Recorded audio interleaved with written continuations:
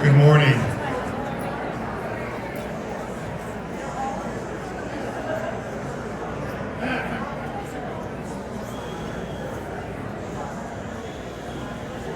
Good morning. We're going to begin.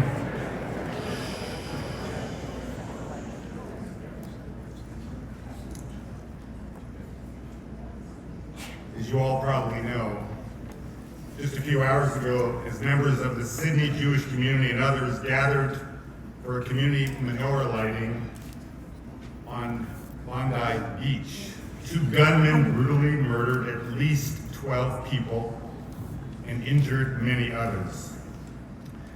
This was a targeted, horrific anti-Semitic attack. It chills our souls. It was meant not just to cause harm to the Australian Jewish community, but to Jews worldwide. And it has done just that. I know you join me in praying for the healing of those who were injured, and we also grieve with those who were martyred. At this moment, many of us are probably thinking of the countless public ceremonies and candlelights that we are a part of. Some of us lead them, and many of us were planning to go not just tonight when we light Hanukkah here, but when we return home, many of us were planning to be in those public ceremonies. And we are thinking very intensely about how to keep our community safe and secure. At the same time, we're asking questions about how do we live openly and proudly and safely as Jews. These are questions that we have to ask, but let's remember our ancestors have asked these questions for millennia. Let's be really clear. Our Jewish siblings were murdered in Australia for the simple fact that they are Jewish. This is anti-Semitism, plain and simple. You don't have to get into a whole analysis of it. It could not be more plain. If someone's going to make it complicated, just slow down and say, I'm sorry, this is not complicated. Our Jewish community and people of conscience everywhere are hopefully going to stand with us today, tomorrow, and throughout these days of Hanukkah.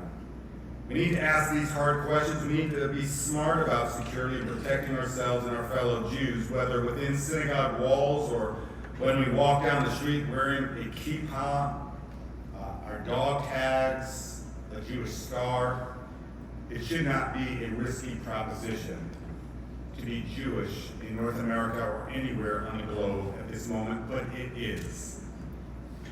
In the spirit of the defiant Maccabees, that is also with us.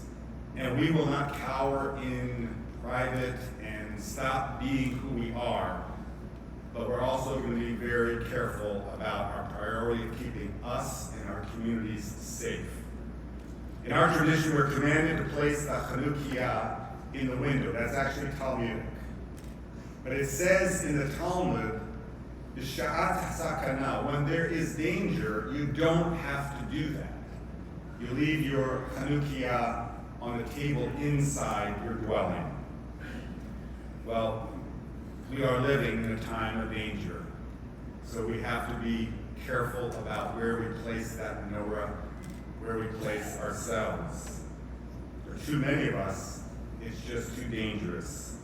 It's hard not to think of Billings, Montana. You know the story. 1993, Schnitzer family, kids were home. Someone threw a brick through their front window, had a menorah there, and it not just awakened the Billings community, but it awakened them to stand together in a way that has inspired so many of our allies and interfaith partners to stand with not just the Schnitzer family in 1993, but to stand with us today in 2025.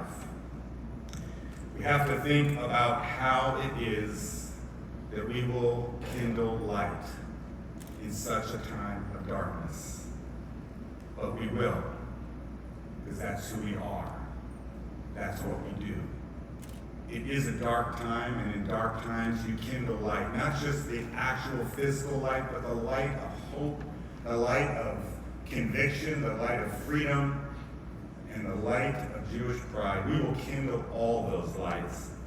And as we mourn, we yearn to hear the voices of others who will say with us, not in our town, not in our state, not in our country, not in our world, not now, not ever. May the memories of those murdered be for a blessing, and may their loved ones find comfort among the mourners of Zion and Jerusalem.